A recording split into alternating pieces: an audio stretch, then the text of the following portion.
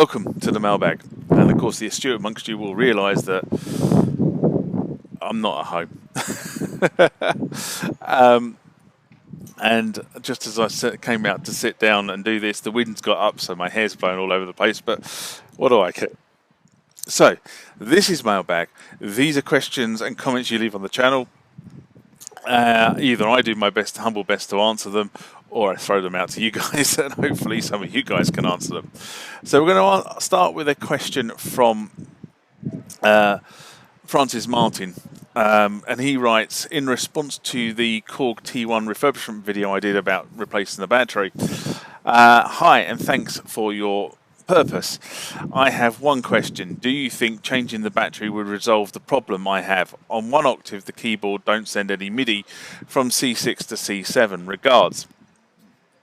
So, the way I would put this is getting into changing the battery on your legacy tech is probably not a bad idea. Good practice to adopt. And while this might help your situation, I sincerely doubt it's going to fix it. So the way I read your question is that your keyboard is still generating sound when you depress those keys. But if this is not the case, then I would be looking at the keys themselves and seeing whether the keys, when you press the key, you're actually making contact with the actual circuit board, and you're actually sending a signal to the motherboard to generate a sound. So if you're not, if there's no sound if no sound is heard, then pound to a penny, the problem is something in the contacts of the keyboard or the Octave. Now, what keyboard manufacturers tend to do with their keyboards is they tend to put the key beds together in one of a couple of ways. One way is what they do is they effectively group it into a series of keys, and each series of keys is individually contacted onto the motherboard in some fashion. The other way they do it is they actually have one ribbon connector at one end or the other end of the keyboard that has the entire logic for the entire key bed. And I have to be brutally honest and say I can't remember how the T1 does it, because I'm obviously not at home and the T1 is now in storage, so I can't just crack it open and have a look for you. So first thing I'd be looking at is if one entire Octave wasn't generating sound, it's probably something with some issue with the key bed. What I would do therefore is I would take the key bed to pieces, and I would look at the key bed and I'd look at the ribbon connectors that go between the key bed and the logic board, make sure they're properly seated, they haven't come de-seated, make sure you've got no bent pins, make sure nobody's been there before you. So if that was all good, then the next thing I'd look at is probably actually have a look at the keys, the circuit board that sits underneath the key bed, and how the contacts are being made, and make sure actually that section is being made.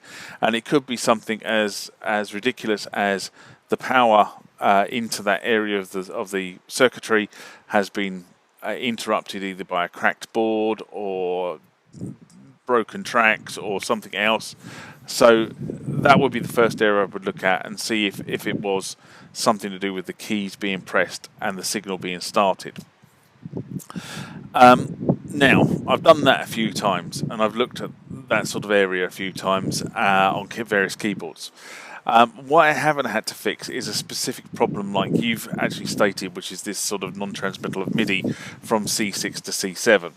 Now, if the keyboard is making sound when you depress the keys in that area, then you know that the actual logic around the key being pressed is getting back to the motherboard that generates the sound, which means that the problem is post sound generation. So typically in a keyboard, what you have is you have a logic chip, and that logic chip effectively sends your key presses to the MIDI and receives MIDI instructions into the logic chip that generates, or the logic circuit that generates the sound.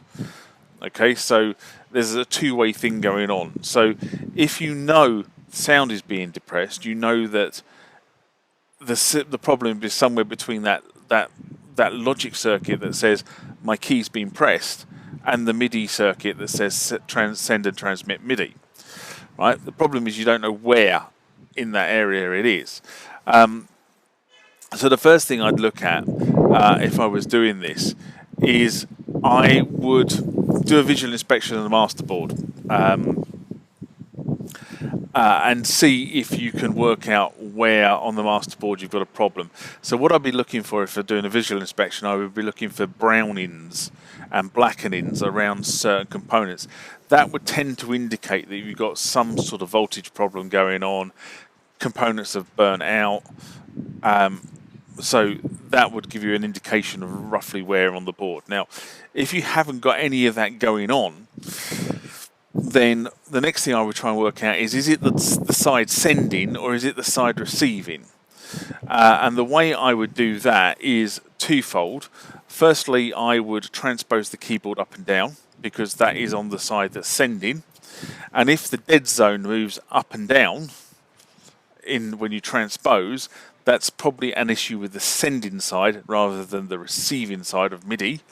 If the dead zone moves up and down with the transpose, as in if you transpose down an octave, it goes to C5 to C6 for argument's sake, then that would probably indicate that the problem was on the MIDI side, not on the sending side. Hopefully I'm making a bit of sense here. But unfortunately, this is where the easy part stops, and you tend to have to get the oscilloscope out, because now what you're trying to do is you're now trying to see which things are not acting as they should, and you might have to get things on various legs of chips to see if the logic of the chip is working. So, for argument's sake, if you're expecting to see when you press a note, you're expecting to see a voltage on a leg of a chip. Are you getting a voltage of a leg of a chip? Now, this is where it becomes painful. This is where electrical engineers earn their metal, because they can work their way through a circuit and find out where the problem is.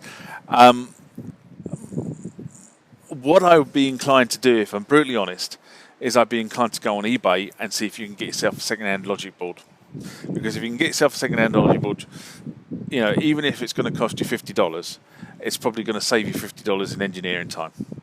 But hopefully that gives you some pointers. Okay, next one comes from Gary Robertson, and he writes, in response to an SMR I did about no updates for the System 8 for a year, and the TR8S has arrived. Done 2 years ago, more or less exactly 2 years ago. And Gary writes, I gave up on the Roland plug out some time ago. I brought the SH2, the Pro Mars, and the System 1. Funny enough, I've got exactly the same plug outs, VST plugins, so that I could use them with my Nuendo and also plug them out to my System 1. They crashed my Nuendo quite frequently, and whenever they able to save presets, I had to stop using them. I eventually realized they didn't do anything that I couldn't recreate in Native Instruments Massive, which is my go-to synth, and much better rendering quality. Interestingly enough, the D16 group and Toga audio line have been making VST clones of Roland drum machines and synths for years now, and their products are much more reliable and have much nicer rendering quality to them.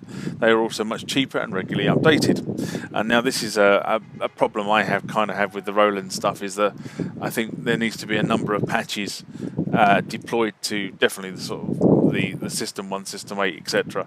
And those patches aren't forthcoming, which is sort of a rant I had about, no updates. We're not getting updates. We bought into this technology, and we're not really getting the stream of updates that kind of Roland promised.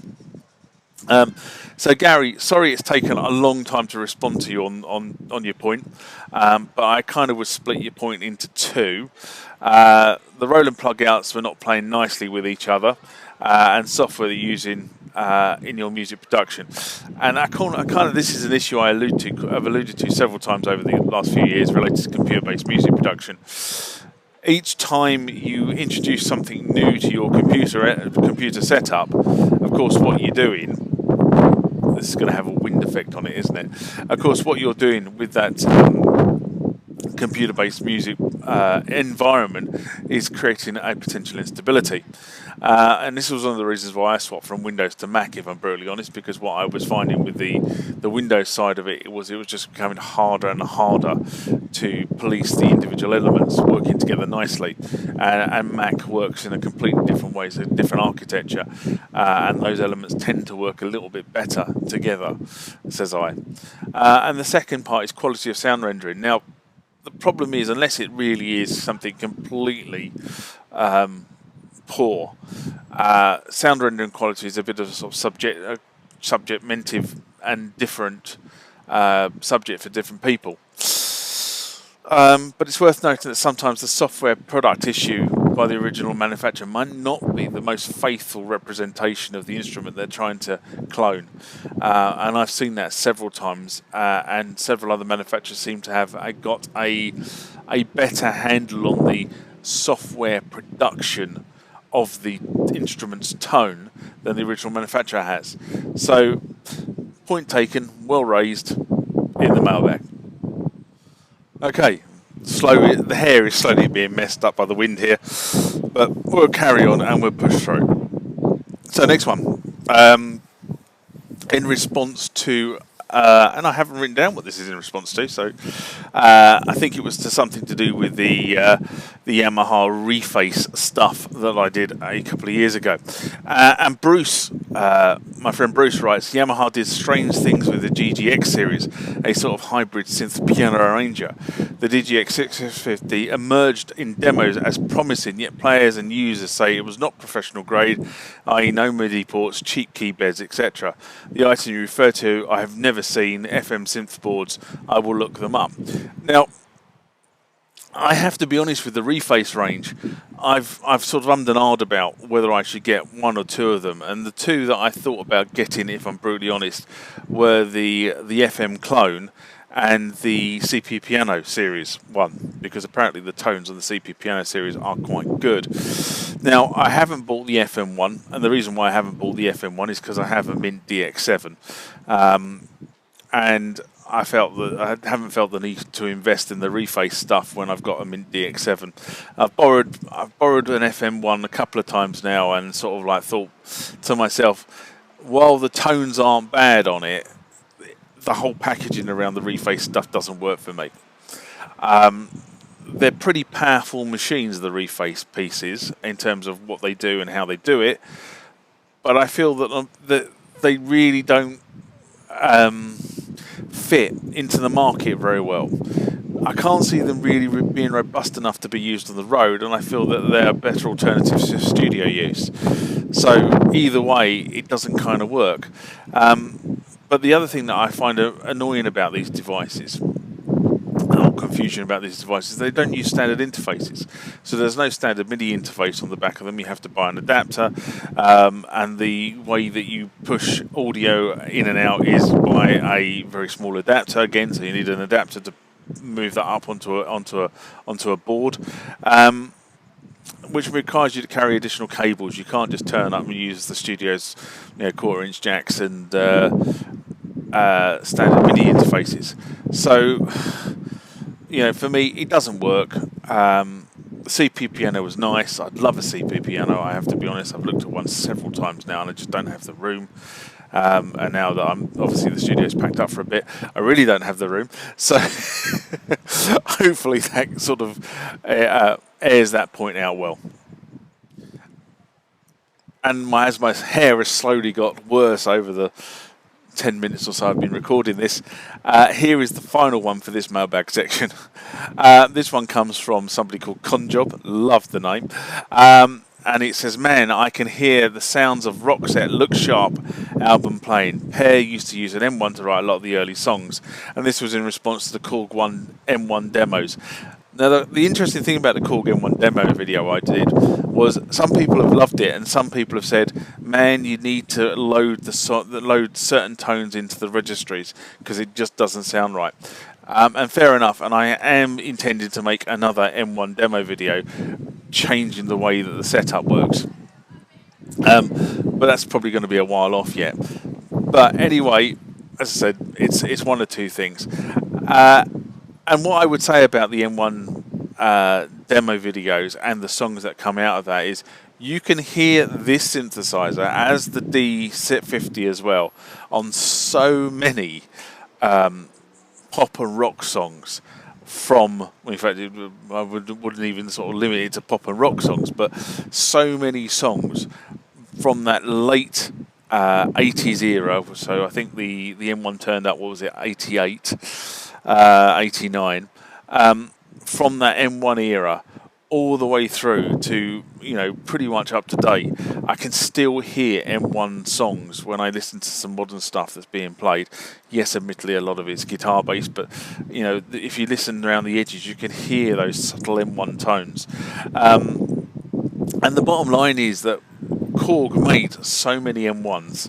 It was probably one of the biggest synthesizer runs in history in terms of how many were made, that people can pick up good mint M1 bargains now for relatively cheaply and incorporate them into their setup. I mean, I use when my studio, before I pack my studio up, even if I was playing my Kronos, quite often I would revert back to the M1 because the tone I wanted was patch 5 or patch 6. It was so quick to get the tone I wanted rather than having to reprogram the Kronos.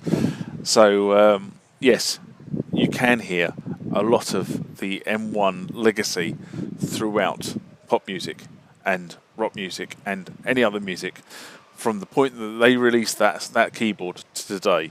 And it's kind of a shame actually that Korg haven't actually come out and re-released the M1 or a T1. But there you go, something different. If you liked the content of the video you've just seen, please give it a thumbs up. It just helps the YouTube algorithm with its selection process.